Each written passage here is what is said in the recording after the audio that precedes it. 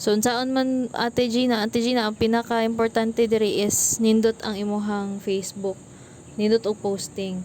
So unsaon pug panindot natay mga group chat katong gi-add ka. Dito ka pwede magkuha og mga pictures og videos.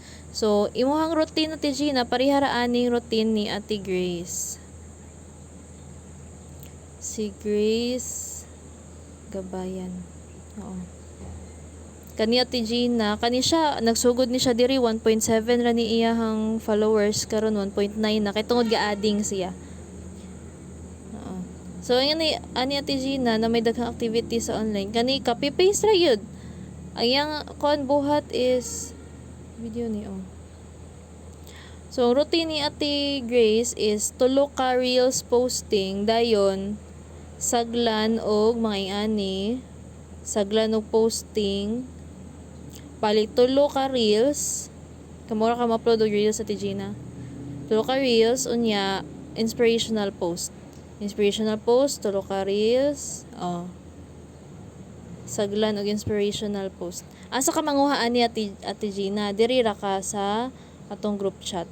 Natay gitawag nga FB posting, FB timeline posting. Diri pwede ka mag-copy paste. Ay mong buhaton is for example kani ganahan kay post ni. Na siya kuan diri Ate Gina, start here ug end. Kay og unsay naa sa inside sa start here ug end mo na siyang magkuyog. So for example parihaan ni kung ganahan kay post ni ay mo buhaton i-save ra man nimo. Kamura ka mo save. I-save nimo, imo ra pud ilong press unya copy, unya post nimo.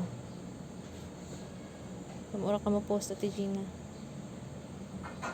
May mo i-post. Post dayon ang sa reels pod nato diri kaning GC nga reels. Dili ako paspas. Kani reels and TikTok videos na dati ka diri. Imong buhaton is imo ra ni siyang i-click ang video kani babaw save. Unya post nimo sa reels, unya ang caption nimo sa reels Ate Gina diri nimo kwaon sa scripts. Naad na puti ka siguro diri. O naad na tika. Kani siya mo ni siya ilong press lang pud ni copy. Mo na siya caption nimo. Okay, so di asa ta sa posting.